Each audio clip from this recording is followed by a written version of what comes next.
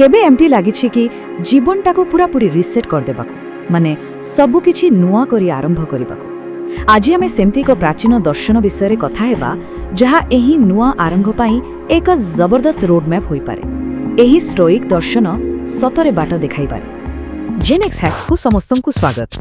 आमे एठी कथा हेउ सेमिति किछि सरल विज्ञान समर्थित आउ जीवन परीक्षित कौशल विषय रे जहा आमको स्मार्ट भावे चिंता करिबा, शांत भावे बंचिबा आउ प्रतिदिन निजको आहुरी ठीके उन्नत करिबारे सहाय्य करे। आजिकालीर जीवनर झळ भितरे केबे केबे लागेनि कि आमे गोटे गच्छ भली जहार डाल पत्र तो पवन रे थरुछि किंतु चेरटा मजबूत नहीं।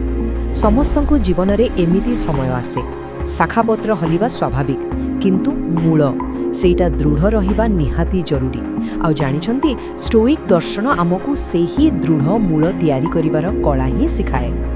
ठीक अछि, तेबे आसंतो देखिबा आमर आजिर रोड मैप। आमे मोट 5टी हैक बा कौशल विषय रे कथा हेबा। प्रथमे आमे देखिबा केमिति निज भितरर दुनिया को नियंत्रण करिबा, तापरे आम इच्छा गुडी को केमिति शांत करिबा, तापर कौशल हेउछि अटल सहनशीलता गठन करिबा, चतुर्थरे महत् उद्देश्य रे काम करिबा आउ शेषरे निरंतर विकास पाई प्रतिबद्ध रहिबा। एही 5टी कौशल मिसी आम भितरे एक अभेद्य दुर्ग तैयारी करिबारे सहाय्य करिबो। आसंतु आरंभ करिबा आमर प्रथम कौशलरु निज भितरर दुनिया को नियंत्रण करिबा। आउ एइटा हेउछि सेही मूल दुआ जहा उपरे आमर पूरा आभ्यंतरीण दुर्ग छिड़ा हेबो। ए कौशलर मूल कथा हेला आमे कौन नियंत्रण करि परिबा आउ कौन नुहे सीटाको स्पष्ट भावे बुझिबा। देखंतु महान स्टोइक दार्शनिक एपिक्टेटस कौन कहिथिले? से कहिथिले आमे आमर बाह्य परिस्थिति को बाछि पारिबा नाही, किंतु आमे सर्वदा बाछि पारिबा जे आमे सेगुडिक प्रति केपरि प्रतिक्रिया देबा।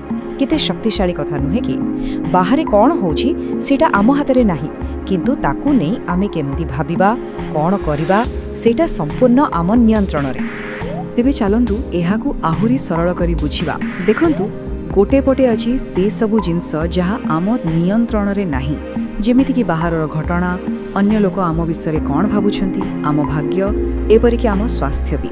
आउ अन्य पटे अछि से सबु जहा संपूर्ण आम नियंत्रण रे, आमर विचार, आमर काम, आमर प्रतिक्रिया आउ आम चरित्र। स्टोइक माने कहंती जेउटा आम हातरे नाही सेथिपाई मुंड खराब करी लाभ कौन, बरं आम शक्ति को सेठी लगेवा जेउटा आमर नियंत्रण रे अछि।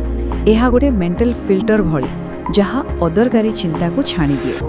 आउ एइटा ही तो प्रकृत स्वाधीनता। आउ जेतेबेले आमे एही कौशल को आयत्त करिनेबा आमे जेउ अवस्थारे पहुंचिबा ताकू कुहा जाए आटराक्सिया।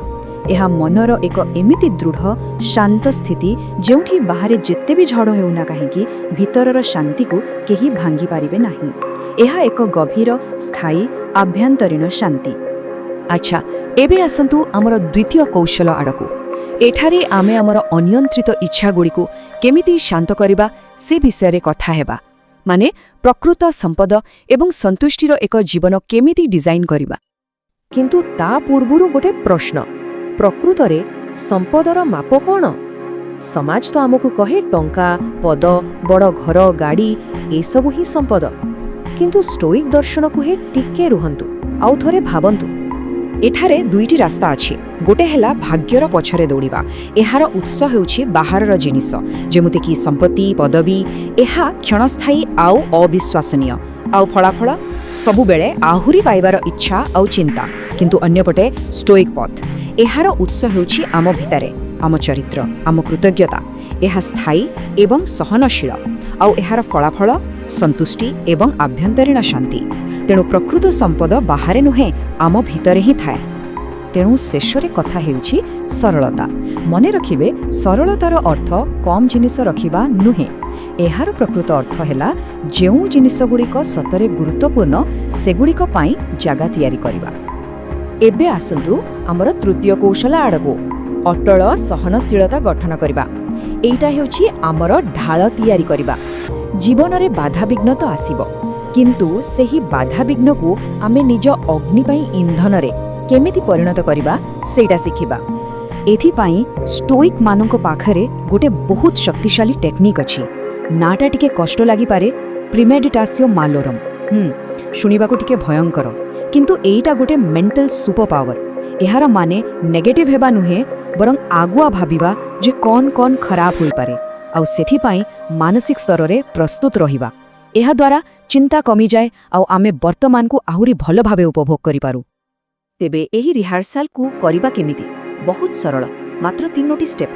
ପ୍ରଥମେ କଳ୍ପନା କରନ୍ତୁ କିଛି ଖରାପ ହୋଇପାରେ, ଗୋଟେ ସମ୍ଭାବ୍ୟ ଚ୍ୟାଲେଞ୍ଜ। ଦ୍ୱିତୀୟରେ ଯୋଜନା କରନ୍ତୁ ଯେ ସେହି ପରିସ୍ଥିତିରେ ଆପଣ କେମିତି ଶାନ୍ତ ଆଉ ଯୁକ୍ତିଯୁକ୍ତ ଭାବେ ପ୍ରତିକ୍ରିୟା ଦେବେ। ଆଉ ତୃତୀୟରେ ପୁଣି ବର୍ତ୍ତମାନକୁ ଫେରିଆସନ୍ତୁ ଆଉ ଏବେ ଯେଉଁ ଶାନ୍ତି ଅଛି ତାକୁ ଅନୁଭବ କରନ୍ତୁ। ଦେଖିବେ ଏହି ଅଭ୍ୟାସ ଚିନ୍ତା କମେଇବ ଆଉ କୃତଜ୍ଞତା ବଢ଼େଇବ। କାରଣ ଷ୍ଟୋଇକ୍ମାନଙ୍କ ପାଇଁ ପଥରେ ଥିବା ବାଧା ହିଁ ପଥ ହୋଇଯାଏ। ଏହି ଲାଇନଟାକୁ ଟିକେ ଭାବନ୍ତୁ। ପ୍ରତ୍ୟେକ ବାଧା, ପ୍ରତ୍ୟେକ ଅସୁବିଧା ଆମ ପାଇଁ କିଛି ନୂଆ ସଦ୍ଗୁଣ ଅଭ୍ୟାସ କରିବାର ଏକ ସୁଯୋଗ। ଏହା କେବଳ ସହିବାର ଜିନିଷ ନୁହେଁ, ବରଂ ଆଗକୁ ବଢ଼ିବାର ଏକ ମାଧ୍ୟମ।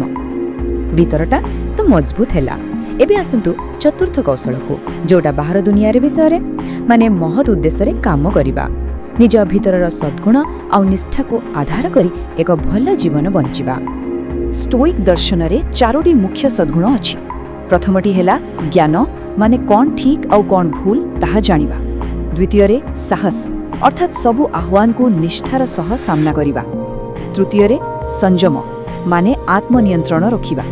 ଆଉ ଚତୁର୍ଥରେ ନ୍ୟାୟ, ଅର୍ଥାତ୍ ସମସ୍ତଙ୍କ ସହ ନିରପେକ୍ଷ ଓ ଦୟାଳୁ ବ୍ୟବହାର କରିବା। ଏହି 4ଟି ସଦ୍ଗୁଣ ହିଁ ଆମ ଜୀବନର କମ୍ପାସ ଭଳି କାମ କରେ। ଆଉ ଜାଣିଛନ୍ତି, ଷ୍ଟୋଇକ୍ ମାନେ କହନ୍ତି ପ୍ରକୃତ ବନ୍ଧୁତା ହିଁ ସବୁଠୁ ବଡ଼ ସମ୍ପଦ। ଟଙ୍କା ପଇସା ନୁହେଁ, ଭଲ ବନ୍ଧୁ। କାରଣ ଏକ ଭଲ ସଦ୍ଗୁଣୀ ଜୀବନ ବଞ୍ଚିବାକୁ ହେଲେ ଏକ ଭଲ ସପୋର୍ଟ ନେଟୱାର୍କ ନିହାତି ଦରକାର। ଏବେ ଆସିଲା ଆମର ପଞ୍ଚମ ଏବଂ ଅନ୍ତିମ କୌଶଳ, ନିରନ୍ତର ବିକାଶ ପାଇଁ ପ୍ରତିବଦ୍ଧ ରହିବା। କାରଣ ଷ୍ଟୋଇକ୍ ଦର୍ଶନ କୌଣସି ଫିନିଶ ଲାଇନ୍ ନୁହେଁ, ଏହା ଏକ ଯାତ୍ରା। ନିଜ ଦୁର୍ଗକୁ ଦୈନିକ ଅଭ୍ୟାସ ଦ୍ୱାରା ସୁଦୃଢ଼ କରିବାର ଏକ ନିରନ୍ତର ପ୍ରକ୍ରିୟା।